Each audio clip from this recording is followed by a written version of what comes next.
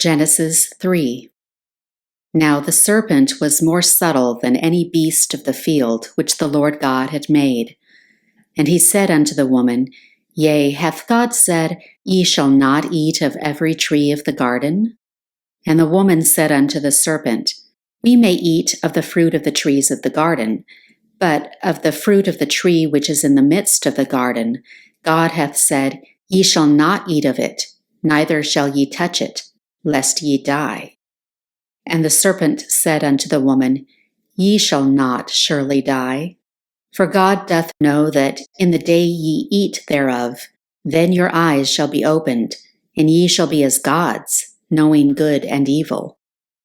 And when the woman saw that the tree was good for food, and that it was pleasant to the eyes, and a tree to be desired to make one wise, she took of the fruit thereof, and did eat, and gave also unto her husband with her, and he did eat.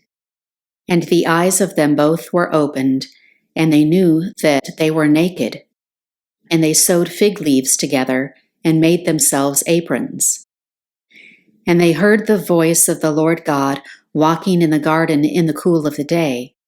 And Adam and his wife hid themselves from the presence of the Lord God amongst the trees of the garden. And the Lord God called unto Adam and said unto him, Where art thou?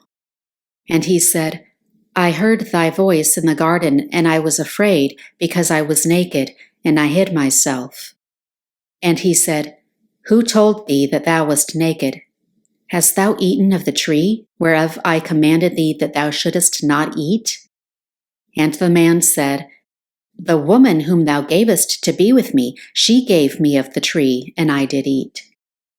And the Lord God said unto the woman, What is this that thou hast done?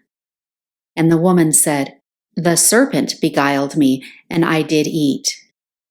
And the Lord God said unto the serpent, Because thou hast done this, thou art cursed above all cattle, and above every beast of the field.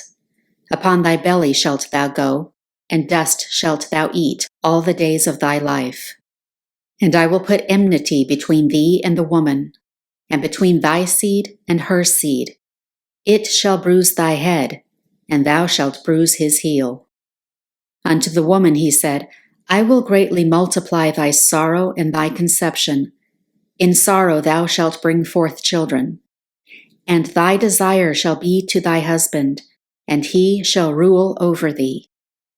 And unto Adam he said, Because thou hast hearkened unto the voice of thy wife, and hast eaten of the tree, of which I commanded thee, saying, Thou shalt not eat of it.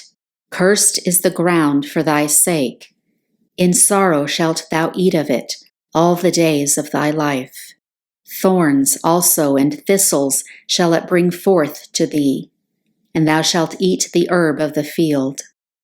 In the sweat of thy face shalt thou eat bread, till thou return unto the ground. For out of it wast thou taken, for dust thou art, and unto dust shalt thou return. And Adam called his wife's name Eve, because she was the mother of all living. Unto Adam also and to his wife did the Lord God make coats of skins, and clothed them. And the Lord God said, Behold, the man is become as one of us, to know good and evil. And now lest he put forth his hand, and take also of the tree of life, and eat, and live forever. Therefore the Lord God sent him forth from the Garden of Eden, to till the ground from whence he was taken.